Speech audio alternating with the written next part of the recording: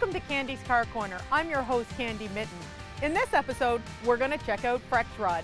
It's where auto lovers come to have some car and truck fun here in Fredericton for the weekend at the Exhibition Center.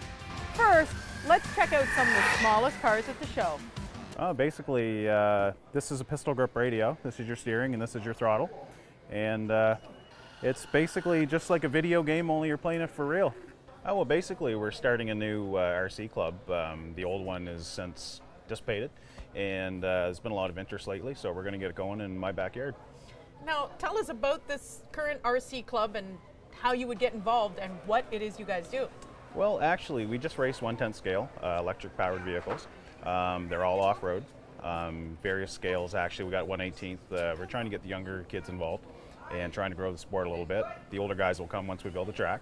Anyway, we're just trying to generate some interest. Now, you mentioned you race. Is it around? Is it over bumps? Tell us what the track is. It's going to be an off-road track with a series of like doubles and triples, tabletop jumps, bank corners, be all like gravel. Now, you mentioned getting younger people involved. Tell me, what is the age bracket for racing a radio-controlled car? You can get in anywhere from 8, 9, 10 years old. What about power? I know that they're electric, but there must be different ranges. How do you qualify that and what actually runs them? Well, actually, back in the day, we started with battery-powered. Okay. Then people started going a little bit in the nitro direction. And nitro is so finicky that everybody's basically getting back into brushless. Brushless power just has so much torque and longevity that everybody's just going brushless. It's easy, you plug it in, you go.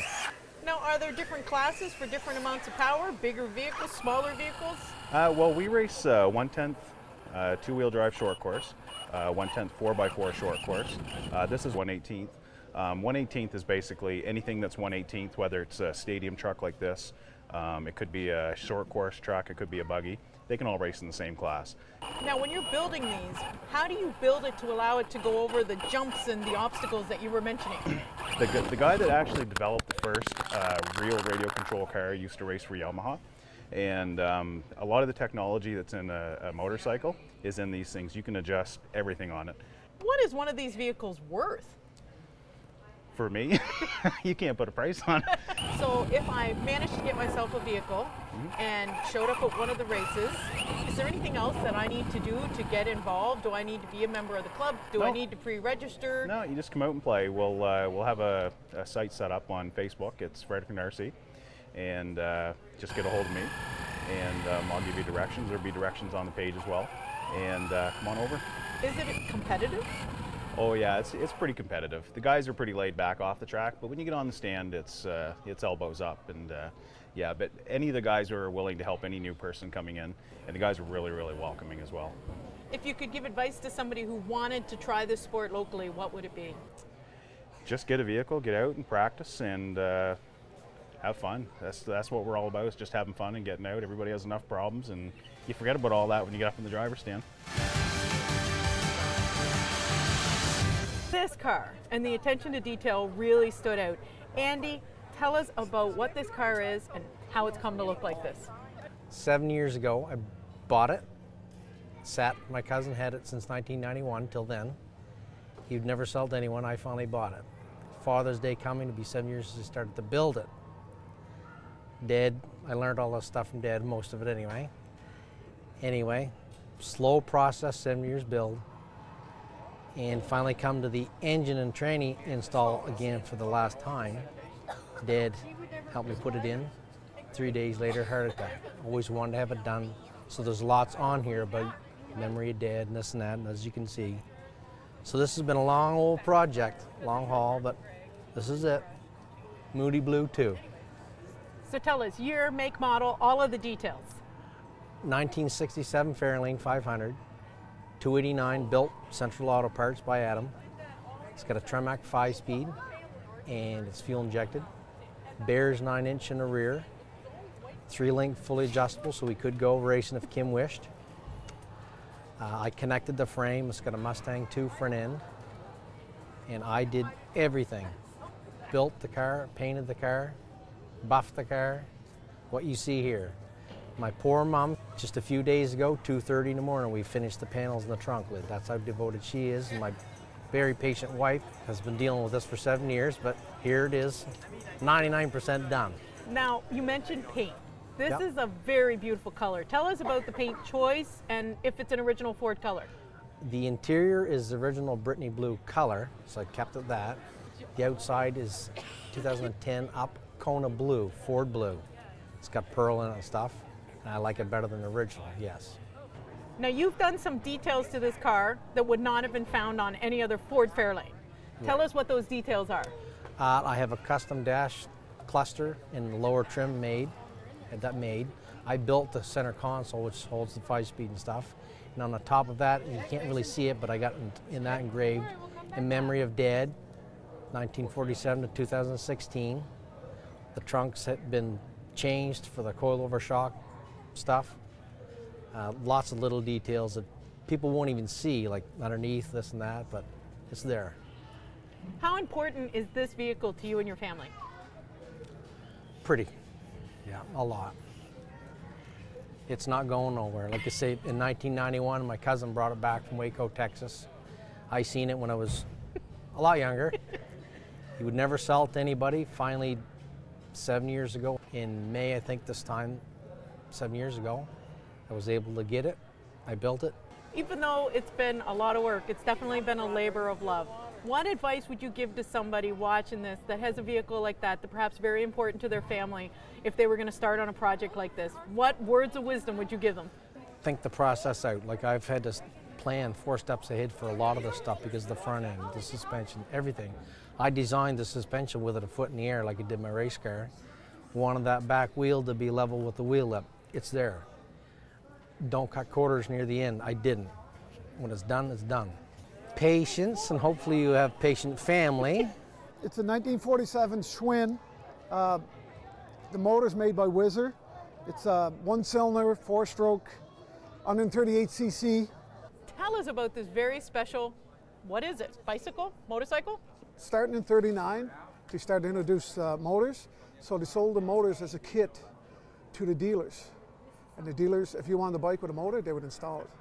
But this particular year in '47, they made their own bikes with their own motors and started to sell them. It eventually went from the pedals to a kickstart to, more modernized bike. But this is the basic of where it started. Maximum 40 miles per hour, and it's 125 miles per gallon. Where were these built? Chicago. It was an airplane parts company that made the engine, and they came together with Schwinn and built the bike. I think there's quite a few of them made, and they used them during the war effort to factory workers who go back and forth. It was never touched for 70 years, so good shape, but still need to be completely overhauled. Do you actually physically drive it yourself? Yes, yeah. What's it feel like to drive it? It's like being on a bike going downhill real fast all the time. The engine in it is a 7-liter Mercedes diesel. Came out of one of the harvesters we sell for harvesting lumber. Jody, this is your unique vehicle behind us. Tell us about it. Well, Alpa Equipment is a company I work for. We built this as a showcase for our industry. We sell forestry equipment. There's not a lot of neat little touches on it. See the taillight hangers or pulp hooks. For a center console, we actually have a chainsaw in there, and the handle on the chainsaw is a transmission shifter. Got a crosscut saw for a visor. Just numerous things like that, and it's a lot of fun to take around and show and to talk to people about.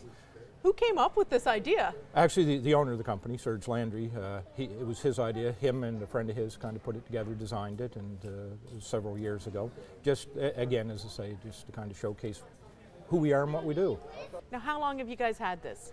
It was built probably 6-8 years ago. What kind of comments do you get about it from the general public? First off, of course, they wonder what it is, and why it is, where the different components are, and as people look it over and they pick out the little things that, kind of got to look twice to really notice, it garners a lot of attention.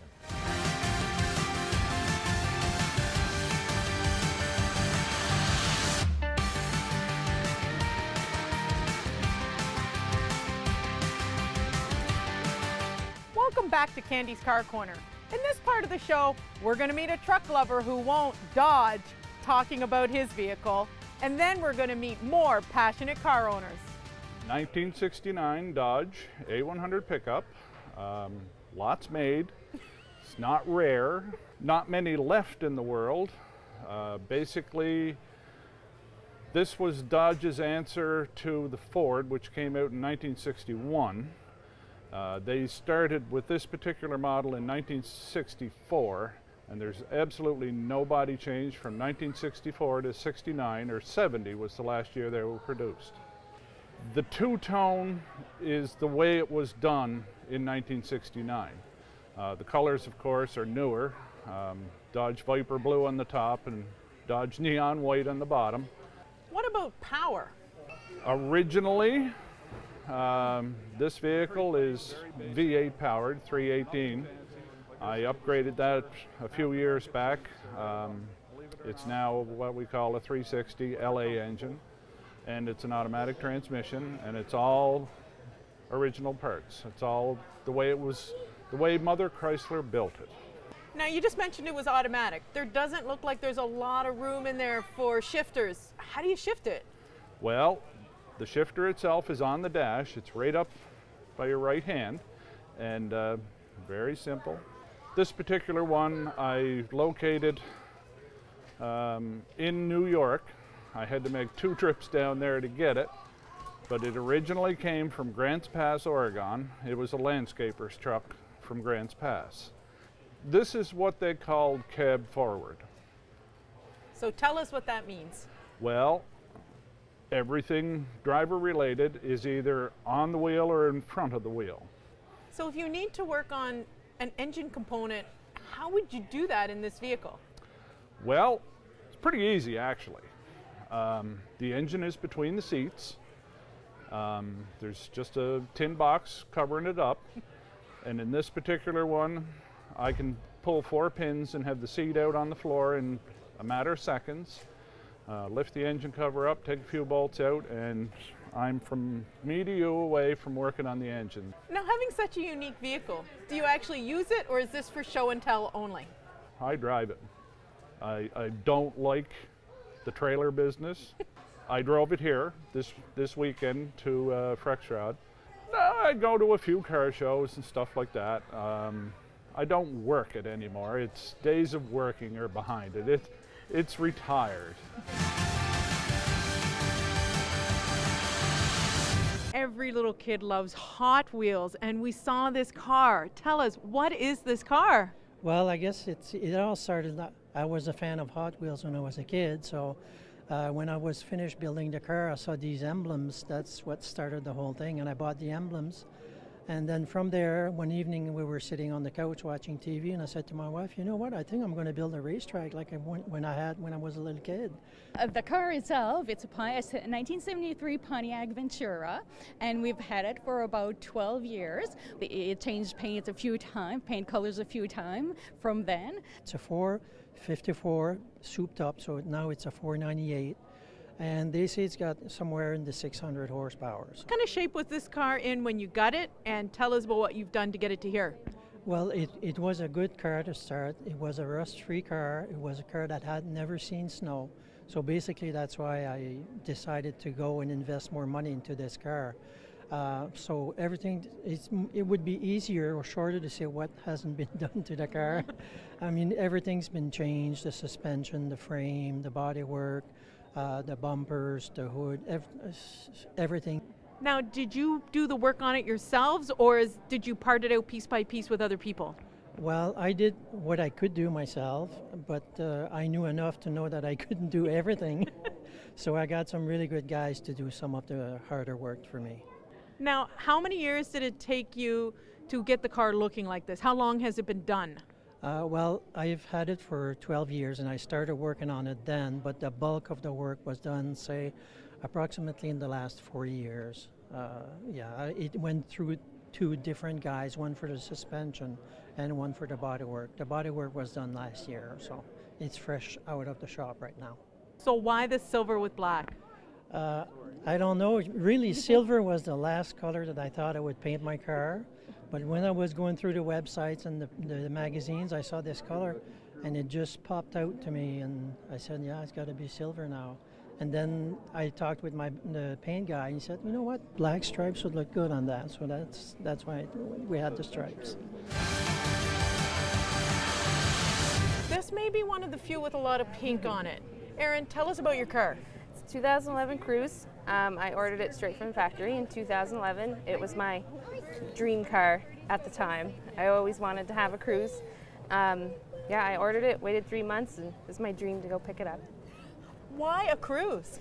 I don't know. I researched them when they first came out, actually before they came out, because they've been in Europe for a little while, and Australia, and I just had to have it. What are some of the features that really struck you about this car? It's just the look. It was stylish. It was cute. I just loved it.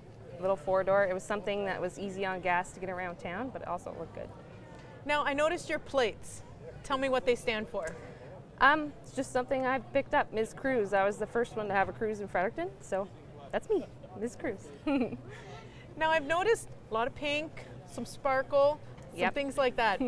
Tell me how you combined that to the car. It's just kind of my personality. Everyone knows me for pink and black. It was my thing. Needed to have the pink on it for it to be me. It's just something I love. Now, are they decals? Did you have someone paint them on? The roof is a decal. The rest, like the bow ties, are pink. I did that myself, and everything else is painted. But the roof is just a big vinyl sheet that we stuck on, and someone made sure it was perfect. I wouldn't have been able to do it myself. But now, obviously, this car has a lot of character. Yes. Tell me what you use it for.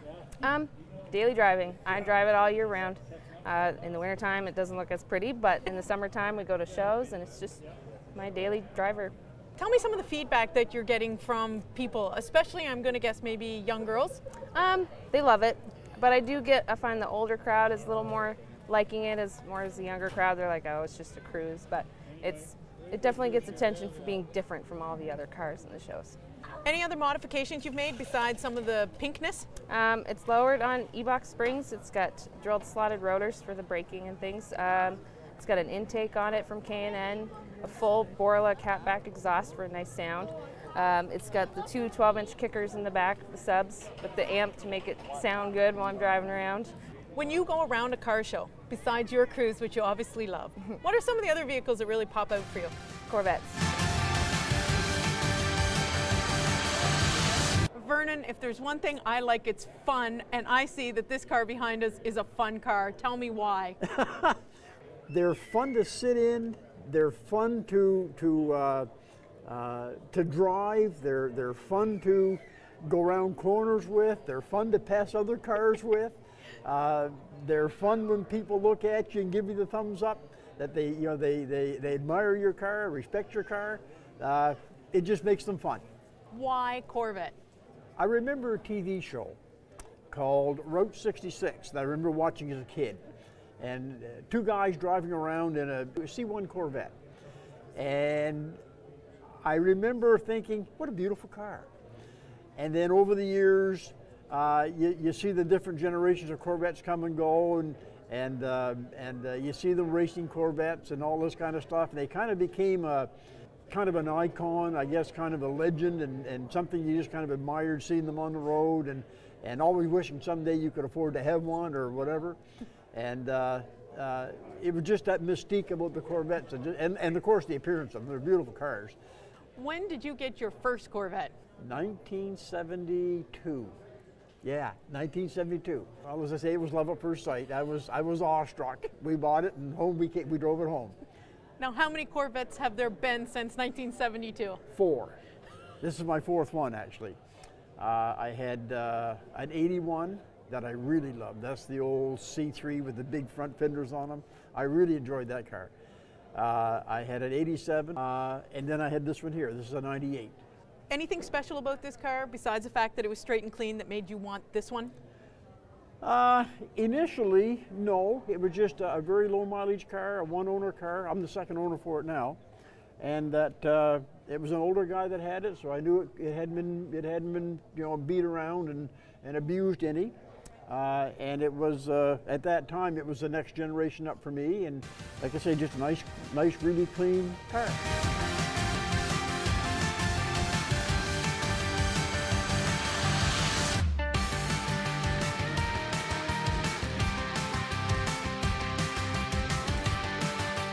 Welcome back to Kandy's Car Corner. I'm your host, Kandy Mitton. In this final part of the show, we're going to check out some more passionate car owners and learn a little bit more about FrexRod. Tell us about this beautiful Mustang. It's a 2002 Mustang GT. It's got 247,000 kilometers on it, and I drive it whenever I can. Original motor, original exhaust. Only thing I've ever done to it is change oil and put brakes on it. And tires, that's it. Why did you pick this particular model? Well, my wife passed away in 2005 with cancer, so she always wanted a convertible. So I traded my van in and I bought this here. And I put all the stuff on it myself. What things did you do to make it yours? Mine, I added the vertical doors. Stephen Watson from Harvey is a body shop man, and he gave me the hand onto it. It took us 2.5 days to put it together. And then I added the tunnel covers on the back, the roll bars, and the chrome on the motor. The kids got a lot of for Christmas. Now, out of all of the modifications you've made, which is your personal favorite? The doors. It sets it off, and everybody comes to look at it. The first thing they say, oh, look at that, it's got Lamborghini doors on it. Now, I have to ask, I've always been curious, do those types of doors make it easier or harder when you're parking beside somebody? Well, when you open them up, they can open up normally, but when you were in the parking lot, they just open normal, and when you put them in the show, you just raise them up. What kind of joy does it bring you to be able to take the top off and go for a spin? Oh, it's enjoyable. Nobody knows what it feels like to have your hair blown by the wind. Tom, tell us about the show this year and some of the special things that have led to this great turnout. The exhibitors have gone to extraordinary lengths to get their cars here. We had one car that drove from Prince Edward Island, and we really appreciate the effort everybody made to come out and put their vehicles and things in the show. We have a car on display from New York. We have cars from Nova Scotia, from the Halifax area, all over New Brunswick, Maritimes. Now, who is FrexRod good for? Parents, children, teenagers?